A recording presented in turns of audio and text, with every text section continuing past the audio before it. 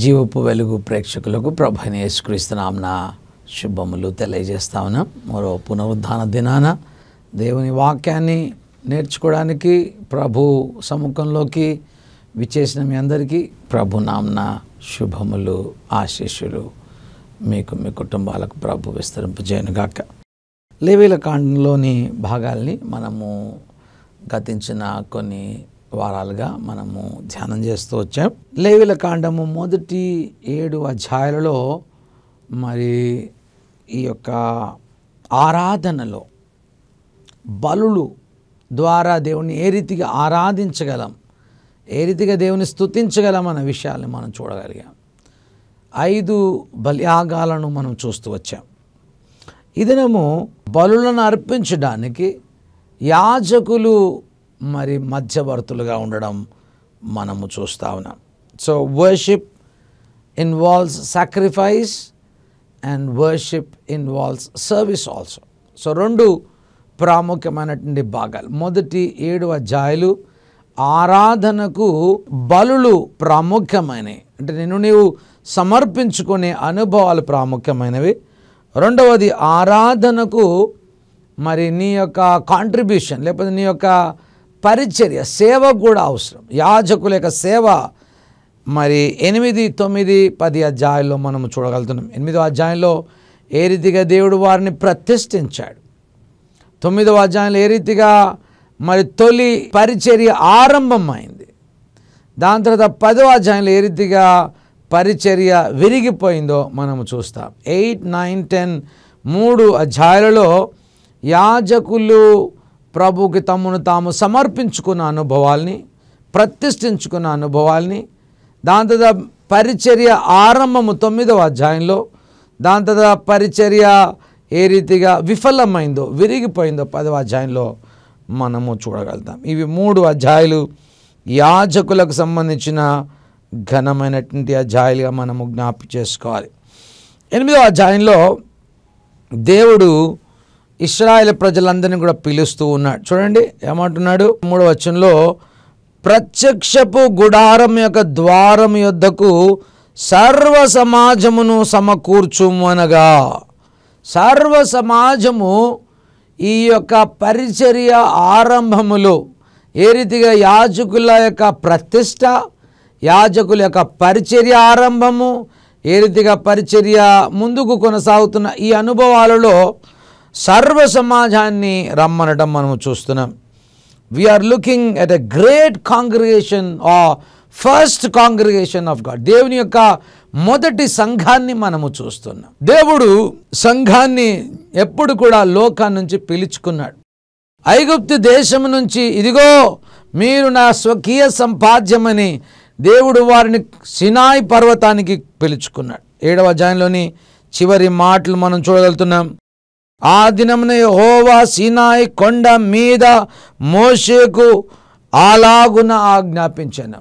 మరి ఆయన ఇచ్చిన ఆజ్ఞ ఆ ప్రత్యక్షపు గుడారము చుట్టూ వారందరూ రమ్మని is calling the first congregation. ఈవేళ నిన్ను నన్ను కూడా దేవుడు ఈ సంఘపు అనుభవంలోకి పిలిచాడు. God has called us into this great మరి చర్చ్. తన సంఘానికి ఆయన నిన్ను కూడా పిలిచాడు. ఈ సంఘము పిలిచిన అనుభవాలను చూసినట్టయితే సర్వ సమాజమును పిలిచాడు అన్న మాటలు మనం చూస్తున్నాం.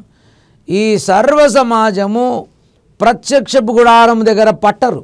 ఒకవేళ వారందరూ 2 మిలియన్ల మంది ప్రజలు, అందరూ పిల్లలు, పాపలు, చెల్లెలు, వృద్ధులు అందరూ వస్తే ఒక 2-3 కిలోమీటర్ల దూరాన నిలబడాల్సి వస్తుంది. కనుక సర్వ సమాజమును పిలిచాను అంటే అర్థం, సమకూర్చానంటే మొత్తం సమాజం అంతా రాలేదు. అక్కడ కేవలము పెద్దలు మాత్రమే అక్కడ సమకూర్చబడ్డారు. 9వ అధ్యాయం 1వ వచనంలో, 8వ దినమున మోషే అహరోనును అతని కుమారులను ఇశ్రాయేలు పెద్దలను పిలిచారు.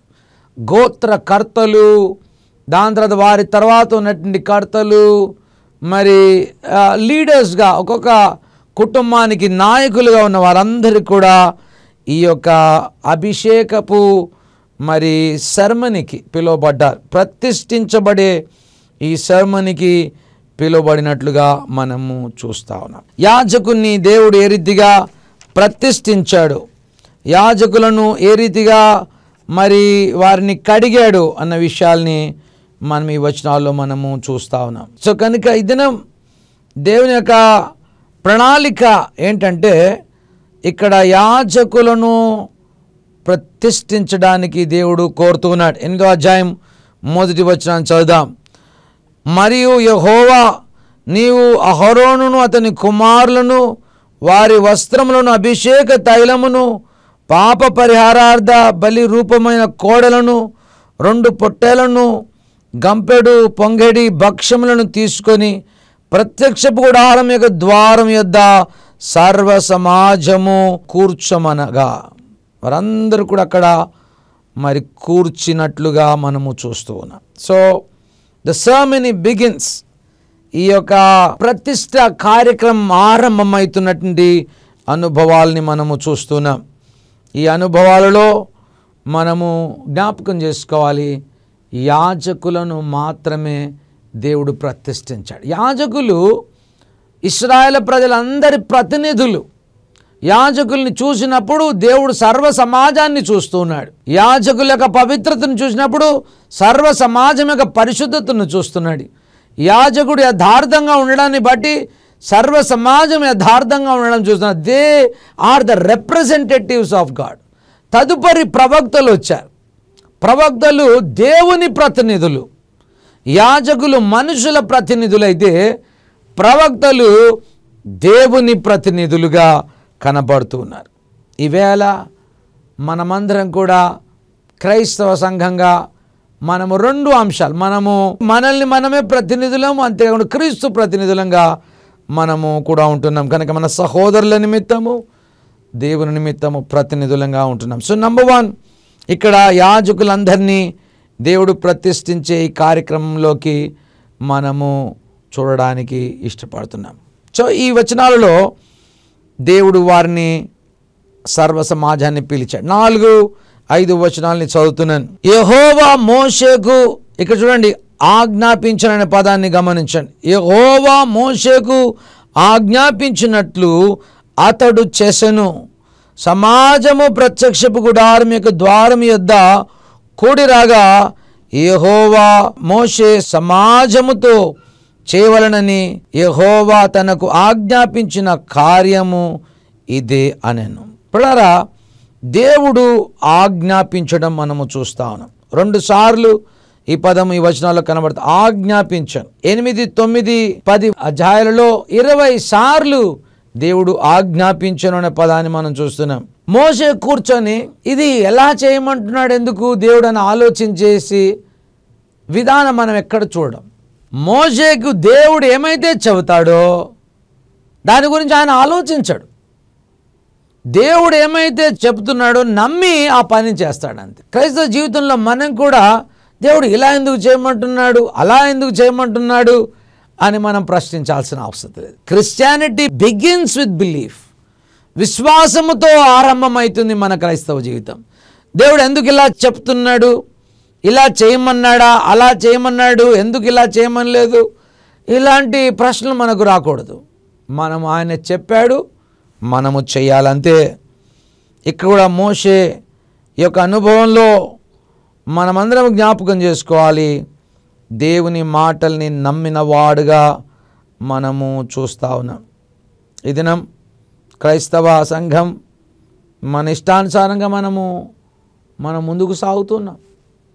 మన ఆలోచనల ప్రకారం, మన సొంత బుద్ధి మీద మన జీవితాలను మనం ముందుకు కొనసాగింపజేయడానికి వీల్లేదన్న విషయాల్ని మనం ఎల్లప్పుడూ కూడా జ్ఞాపకము చేసుకోవాలి.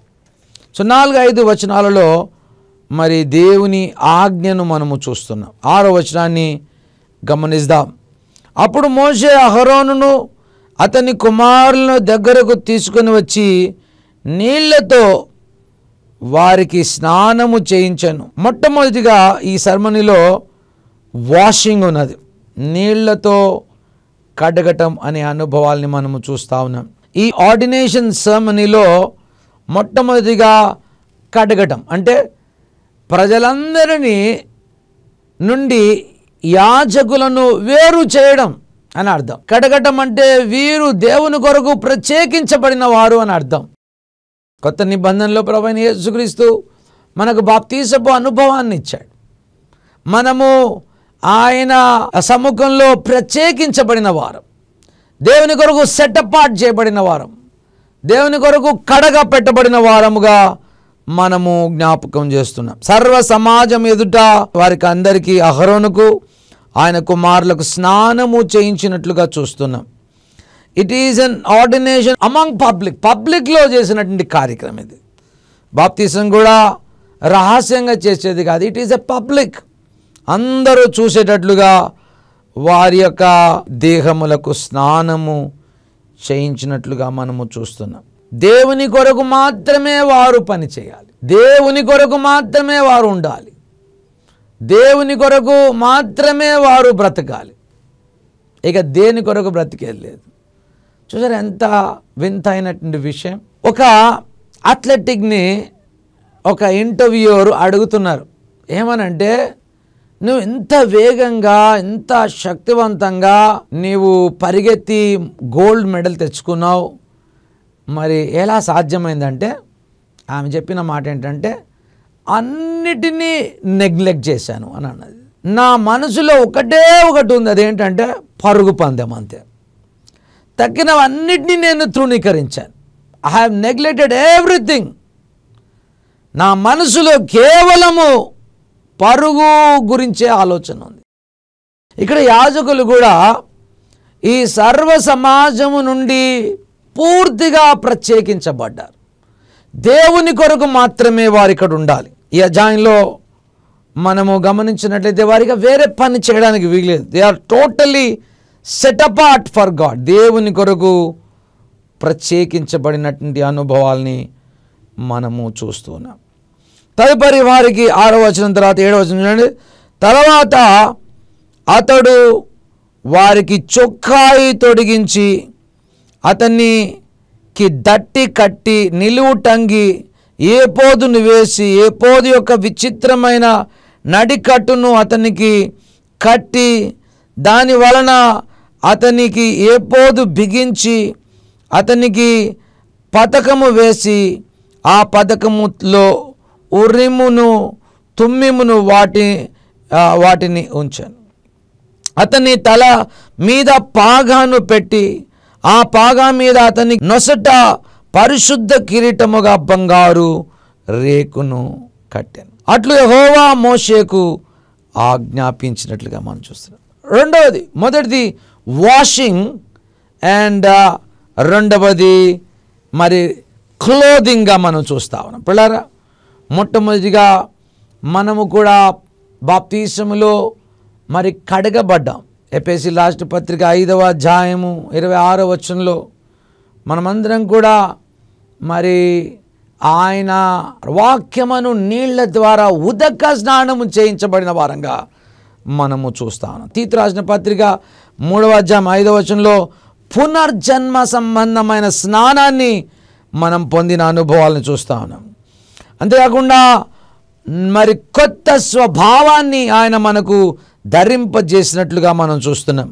యేసుక్రీస్తు భాషలో క్రొత్తగా జన్మించడం అనే అనుభవాల్ని మనము చూస్తూ ఉన్నాం. 2 పేతురు 1వ అధ్యాయం 4వ వచనం ప్రకారంగా మనం పైనుండి జన్మించబడినటువంటి వారిగా మనము చూస్తాం. ఇవన్నీ కూడా ఈ కడగబడటము అనే అంశంలో మనము చూడగలుగుతున్నాం. రెండవది, ఇప్పుడు ఆయన వారికి వస్త్రములను తొడిగిస్తా ఉన్నాడు. చొక్కాయిని, దట్టిని, నిలువు టంగిని, దానిపైన ఏపోదును, దానిపైన మరి ఈ యొక్క బ్రెస్ట్ ప్లేట్ని, దానిపైన 12 రత్నాలు మరి ఉండడము మనము చూస్తూ ఉన్నాం.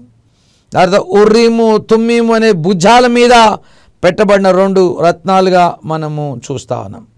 ఇవన్నీ కూడా మనకు వేటిని జ్ఞాపకం చేస్తుందంటే ఆయన ప్రజలమైన మనమందరం కూడా ఆయన సముఖంలో పరిశుద్ధాలంకృతులమై ఉండాలి అన్న విషయాలు నీకు తెలియజేస్తాను.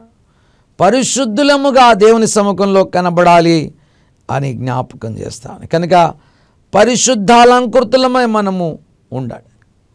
దేవుడు మనకు ఈ గొప్ప అనుభవాలను ఇచ్చాడు. దేవుని బిడలంగా మనమందరం కూడా ఇలాంటి నీతి వస్త్రములను, పరిశుద్ధమైన వస్త్రములను ధరించుకున్న వారంగా ఉండాలి. ఇక్కడ 8వ వచనంలో పదకములో ఊరిమును తుమ్మిమును, అంతేకాకుండా బ్రెస్ట్ ప్లేట్లో మరి 12 రత్నాలు, భుజాల మీద 2 రత్నాలని మనం చూస్తా ఉన్నాం. అంటే యాజకులు ఎప్పుడు కూడా ఇశ్రాయేలు ప్రజలందరికీ రిప్రజెంటేటివ్స్గా తమ గుండెల మీద, హృదయానికి దగ్గరగా వారిని పెట్టుకోవాలి. వారి కొరకు నిరంతరము ప్రార్థన చేసే ఆ భారాన్ని వారు ఎత్తుకోవాలి. ఈ 2 గొప్ప బాధ్యతలను దేవుడు యాజకులకు ఇవ్వడం మనం చూస్తాం. మనము ఎవరినైతే ప్రేమిస్తున్న మన ఇంటి వారిని గుండెలకు దగ్గరగా ఉంచుకొని వారి కొరకు నిరంతరము ప్రార్థించాలి. వారి భారాలను మన భుజాల మీద ఎత్తుకొని ముందుకు కొనసాగాలి. యేసుక్రీస్తు బాలుడిగా ఉన్నప్పుడు వారి తల్లిదండ్రులకు చెప్పిన మాట అదే, నేను నా తండ్రి భారాన్ని మోయాలి కదా, నా తండ్రి పనులలో నేను నిమగ్నమై ఉండాలి కదా అన్న విషయాల్ని యేసుక్రీస్తు ఎంతో స్పష్టంగా జ్ఞాపకం చేశాడు. అంతేకాకుండా ఈ యొక్క వచనాన్ని మనం గమనించినట్టయితే మొదటిదిగా నీళ్లతో కడగపట్టము, రెండవది వస్త్రాల్ని ధరించుకోవటము, మూడవది నూనెలతో అభిషేక తైలముతో వారు ప్రతిష్ఠించబడ్డం. ప్లరా ఈ నూనె అభిషేక తైలము యాజకుల మీద పోయబడినట్లుగా మనము చూస్తూ ఉన్నాం. మనము 22 నుంచి మనం చూసినట్టయితే ఈ ప్రతిష్ఠిత తైలాన్ని వారి మీద పోయడం మనము చూస్తూ ఉన్నాం. ఇంకా కొంచెం కిందికి వచ్చినట్లయితే 23 చద్దాం. మోషే దాన్ని వధించి దాని రక్తములో కొంచెము తీసి అహరోను కుడి చెవి కొన మీదను, అతని కుడి చెవి బొటని వేల మీదను, అతని కుడి కాలి బొటని వేల మీదను వాటిని చామెరను. పిల్లరా, ఎప్పుడైతే ఈ యొక్క యాజకులు కడగబడతారో, వారికి వస్త్రములను ధరించబడతాయో, వారు దేవునికి బలులను తీసుకొని రావాలి. ఆల్మోస్ట్ 4 బలులను దేవుని సముఖంలో వారు అర్పించారు. దహన బలి, దాని తర్వాత నైవేద్య బలి, సమాధాన బలి, దాని తర్వాత పాప పరిహారార్థ బలి, అన్నీ కూడా వారు 4 అర్పించిన తర్వాత వాటి రక్తంలో కొంత ఎక్కడ పెట్టాలి? మొట్టమొదటిగా వారి చెవికి రాయాలి, దాని తర్వాత వారి బొటన వేలుకు రాయబడాలి, దాని తర్వాత వారి కాలికి కూడా రాయబడాల్సినటువంటి అవసరత ఉన్నది. వారు దేవుని కొరకు ప్రత్యేకించబడినటువంటి వారు అన్న విషయాల్ని మనము ఈ వచనాల్లో మనము చూస్తూ ఉన్నాం. పిల్లరా, ఇది దేవుని రక్తము వారి చెవికి, వారి బొటన వేలికి, వారి కాలి బొటన వేలికి కూడా రాయబడదు. ఎందుకంటే వారు వినేదంతా కూడా దేవుని మాటల్ని వినే వారిగా ఉండాలి. వారు చేసే ప్రతి పని పరిశుద్ధంగా చేయడానికి, వారు నడిచే ప్రతి నడక దేవుని బాటగా ఉండడానికి దేవుడు వారిని ప్రతిష్ఠించడము, ఈ రక్తము వాటి చెవి కొనకు కొంచెము, వారి బొటన వేలకు కొంచెము, వారి కాలి బొటన వేలికి కూడా కొంత రక్తాన్ని అంటించడము, చమరడము మనము చూస్తాను. This is the important thing that they had to be doing. వారి యొక్క ఆర్డినేషన్ సర్వీస్లో వారు ప్రతిష్ఠించబడే ఈ అనుభవాలను చూస్తున్నాం.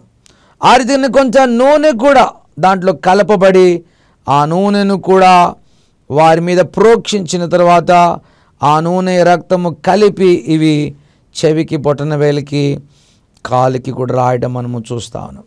మన జీవితం దేవునికి అలా ఇవ్వాలి. మోషే, ప్రభువా నేను మాట్లాడలేను ప్రభువా అంటే ఆయన నోటిని ముట్టి దాన్నే వాడాడు. దావీదు చేతుల్లో ఒక చిన్న తాడును పెడితే ఎక్కడ గురి తప్పకుండా ఆయన నుదుటికి తగలడానికి ఆయనకు కృప ఇచ్చాడు దేవుడు. పౌలు తన యొక్క కాళ్ళతో మరి సువార్తను యెరూషలేము నుంచి రోమా పట్టణానికి తీసుకుని వెళ్ళే ఒక యోధునిగా దేవుడు, మరి విప్లవాత్మకమైనటువంటి వ్యక్తిగా దేవుడు పౌలును మలచడం మనం చూస్తాను. సో దేవుని కార్యాలు చాలా అగమ్యమైనవి, అగోచరమైనవిగా మనము చూస్తాను. మొట్టమొదటిగా వారి యొక్క మరి వాషింగ్ని చూస్తున్నాము, కడగబట్టం చూస్తున్నాము, వారి వస్త్రధారణ చూస్తున్నాము, దాని తర్వాత వారు 4 అర్పణలను దేవునికి అర్పించారు. దహన బలిని, నైవేద్య బలిని, దాంతో సమాధాన బలిని, పాప పరిహారార్థ బలిని వారు తమ కొరకు అర్పించుకున్నారు. వారు కూడా మనుషులే గనక అపరాధములు ఎక్కడైనా జరిగి మరి వారి దోషములను ప్రభు సముఖంలో ఒప్పుకొని అనింజులుగా ఉండడానికి దేవుడు వారి కొరకు ఆ రీతిగా వారి జీవితాలని దేవుని కొరకు వారు ప్రత్యేకించుకున్నారు. దేవుని కొరకు కడగా పెట్టుకోబడినటువంటి వారిగా మనము చూస్తాము. అంతేకాకుండా వారి యొక్క కాంట్రిబ్యూషన్ని మనం ఇందాక చదువుకున్నాం. వారు దేవునికి 4 అర్పణలు దేవునికి సమర్పించినట్లుగా మనం చూస్తూ ఉన్నాం. పిల్లరా, 4 important things that we should remember here in this text. ఈ కాన్సిక్రేషన్ భాగంలో మొట్టమొదటిగా నీళ్లతో కడగబడ్డారు. రెండవది నీతి వస్త్రములుగా దేవుడు వారికి మరి తొడిగించాడు. మూడవది వారి తల మీద నూనె పోయబడి వారి చెవులకు, వారి యొక్క చేతులకు, వారి యొక్క బొటనవేలుకు కాన్సిక్రేషన్ ఆయిల్తో, రక్తముతో మరి వారు తాకబడినట్లుగా మనం చూస్తున్నాము.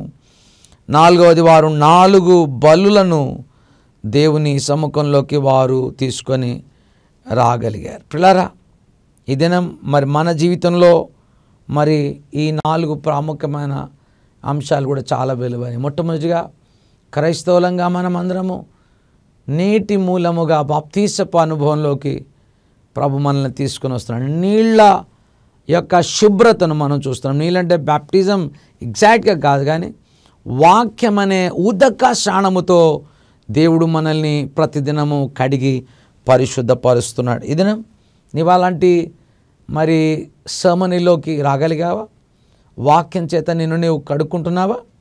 ప్రతిదినం నీకు జీవితంలో వాక్యము విలువైందిగా ఉంటుందా? యెహోవా ధర్మశాస్త్రమునందు ఆనందించే బిడ్డగా ఉంటున్నావా? నీవు చేసేదంతా సఫలం కాగలుగుతుందా? యెహోవా మరి వాక్యాన్ని నీ జీవితంలో బంగారముగా, జుంటి తేనె ధారలుగా నీ జీవితంలో పెట్టుకుంటున్నావా? నీ జీవితంలో దేవుని కొరకు కడగా ఉండే బిడ్డగా నీవు ఉంటున్నావా? రెండవది ఆయన రక్తము ద్వారా నీవు కడగబడి నీతి వస్త్రములను నీవు ధరించుకున్న బిడ్డగా నీవు ఉంటున్నావా? దేవుడు తన నీతి వస్త్రములను నీకు ధరింపచేశాడనే విషయాన్ని నీకు తెలుసా? తప్పిపోయిన కుమారుడు తిరిగి వచ్చిన తర్వాత మరి తండ్రి తనకు వస్త్రములను తొడిగించాడు, ఉంగరమును పెట్టాడు, చెప్పులు వేశాడు. నీతి వస్త్రమును ఏ రీతిగా కుమారునికి ఇచ్చాడో నీకు కూడా తన సొంత కుమారుడైన యేసుక్రీస్తు అనే నీతి వస్త్రములను నీకు ఇచ్చాడన్న విషయం నీకు అర్థమైందా? మూడవది, ఏ రీతిగా రక్తము నూనె అంటించబడ్డదో ఆ రీతిగా పరిశుద్ధాత్మ దేవుని యొక్క శక్తి నీ పెదవులకు తాకబడ్డదని, నీ చేతులకు తాకబడ్డదని, నీ కాళ్లకు తాకబడ్డదని, నువ్వు పరిశుద్ధమైన వ్యక్తిగా నీ జీవితాన్ని, శేషాన్ని దేవుని కొరకు మరి వాడుకోవాలని నీకు అర్థమైందా? అంతేకాదు, కాంట్రిబ్యూషన్ ఇస్ సర్వీస్. 4 ఆరాధనలు వారు చేయగలిగారు. 18వ వచనంలో మనం చూడాలి. ఆ తర్వాత అతడు దహన బలిగా పొట్టేలను, దాని తర్వాత నైవేద్యాన్ని, దాని తర్వాత సమాధాన బలిని, పాప పరిహారార్థ బలిని వారు 4 బలులను 14వ వచనం నుంచి మొదలుకొని 21వ వచనం వరకు కాంట్రిబ్యూషన్ కూడా మనము చూడగలుగుతాం. ఇవంతా కూడా అయిన తర్వాత మోషే అహరోనుకు వారికి చెప్పిన మాట ఏంటంటే 7 దినాలు ఈ యొక్క ప్రత్యక్ష గుడారం నుంచి బయటికి రాకూడదు. మీరు 30 నుంచి చదువుదాం. మరియు మోషే అభిషేక తైలములో కొంత బలిపీఠం మీద రక్తముతో కొంత తీసుకొని అహరోను మీద, అతని వస్త్రముల మీద, అతని కుమారుల మీద, అతని కుమారుల వస్త్రముల మీద దాన్ని ప్రోక్షించి అహరోను అతని వస్త్రములను, అతని కుమారులను, అతని కుమారు వస్త్రములను ప్రతిష్ఠించను. అప్పుడు మోషే అహరోనును అతని కుమారులతోనూ ఇట్లనను, ప్రత్యక్షపు గుడారం యొక్క ద్వారం యొద్ద ఆ మాంసము వండి అహరోనును అతని కుమారులను తినవలను. నేను ఆజ్ఞాపించినట్లు అక్కడే దానిని ప్రతిష్ఠిత ద్రవ్యములు గల గంపలోనే భక్ష్యములను తినవలను. ఆ మాంసములోని భక్ష్యములలోను మిగిలినది అగ్ని చేత కాల్చివేయాలను.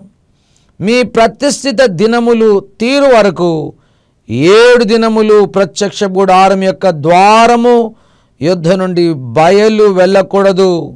7 దినములు మోషే మీ విషయములో ఆ ప్రతిష్ఠిత చేయుచుండెను.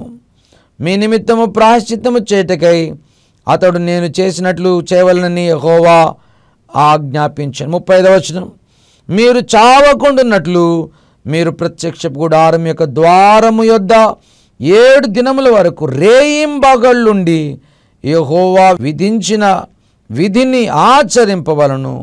నాకు అట్టి ఆజ్ఞ కలిగాను. పిల్లలు 7 దినాలు they stayed in the tabernacle. ఆ ప్రత్యక్ష గుడారములో 7 దినాలు దేవుని కొరకే వారు ప్రతిష్ఠించబడ్డారు. అంటే వారి జీవితం అంతా కూడా దేవుని కొరకు మాత్రమే ప్రతిష్ఠించుకున్న అనుభవాల్ని చూస్తున్నాం.